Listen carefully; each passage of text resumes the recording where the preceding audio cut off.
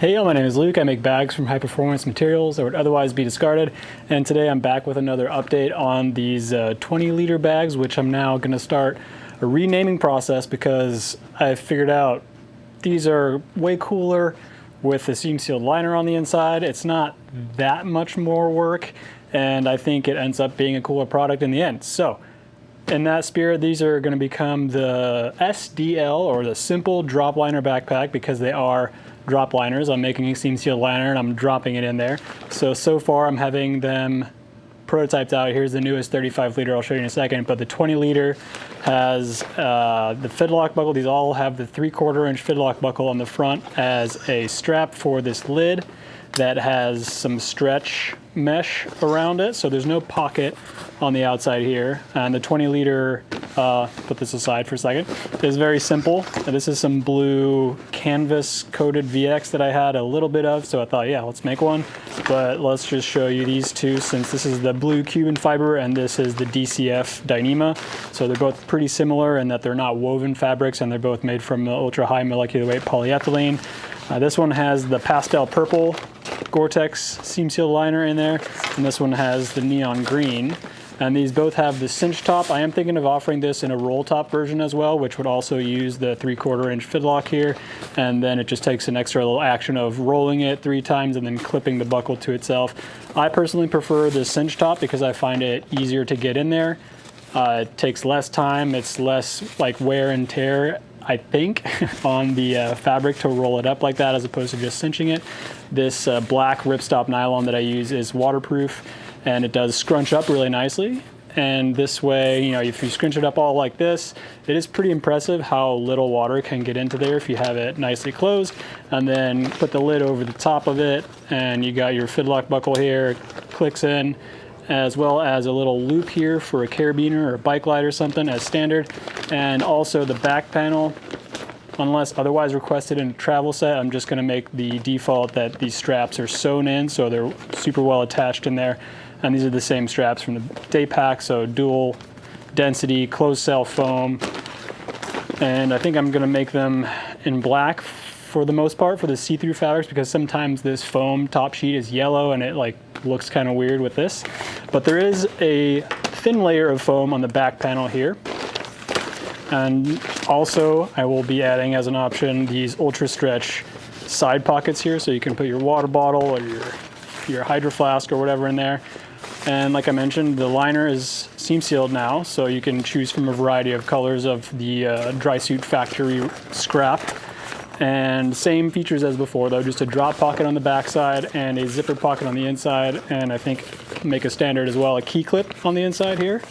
So that's a 20-liter, very simple, and it got one review from a person who said that it's not actually 20-liter, and that's probably true. It does taper down a little bit towards the bottom just to give it a little bit of more interesting lines than just like a rectangle or a box would have.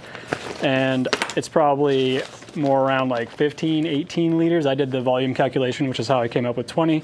And if you stuff it really full all the way to the top, maybe it can be a full-on 20 liters. But just so you know, it's a pretty small day pack.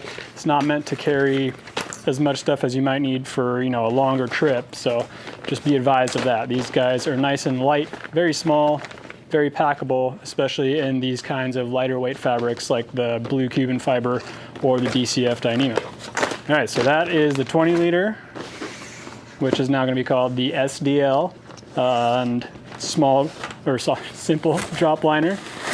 This one here has an orange liner in it, so like these are all kind of a little bit prototypey. I was figuring out where to attach this strap and where to put the loop for the carabiner, so maybe I'll add these for a discount on the site at some point once I get the new product page made.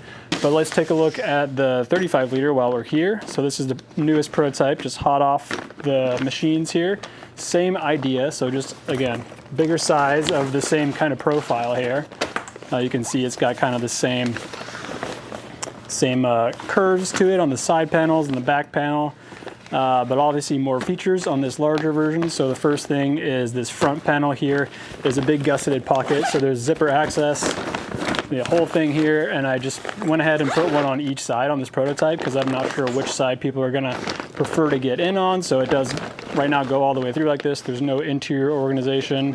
It's just kind of a big spot. I was thinking, you know, for like a jacket or you know, something that's not needing to be stored separately like perhaps a laptop would, which is how I solved the laptop situation here on the back. So this can fit, I believe, a 16 inch maybe. I'll have to double check on that.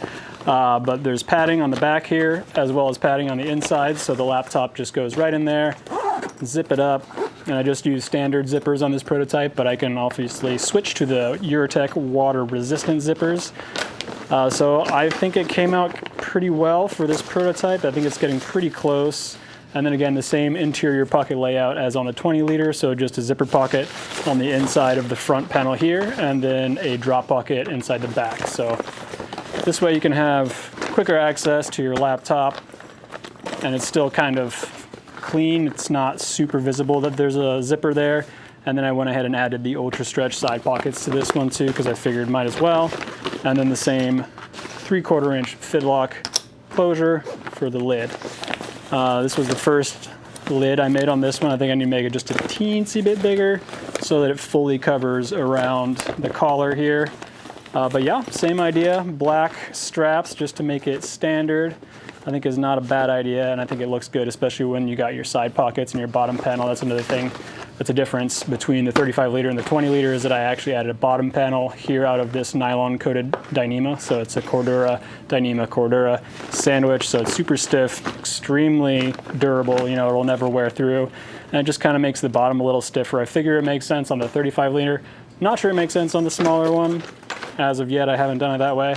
But I'd love to hear your thoughts about what features you like, what features you don't like, what features you'd like to see. So please don't hesitate to jump in the comments and tell me like, oh, that looks cool, oh, that's clean, or I don't think that interior of that front pocket will be all that usable for me. I'd prefer to have some pen slots or anything like that. Super helpful. Want to crowd source the ideas to make this a functional but still simple and so more affordable drop liner bag, so that hopefully more people can get some bags that I make here. And again, I cut and sew everything myself here. These are all materials that would otherwise be discarded for the most part. Obviously webbing and zippers and stuff like that I have to buy new. But yeah, Cuban Fiber was coming off their production line in Nevada there where they were setting it up, and the Gore-Tex liners that I use is all fabric from a dry suit factory that's either excess for them or it's like table cutting scraps from making dry suits. So anyway, just wanted to give you a quick update on how the new SDL is coming along, and wanted to see if there's any feedback or ideas from y'all. So anyway, thanks so much for watching. We'll see you next time.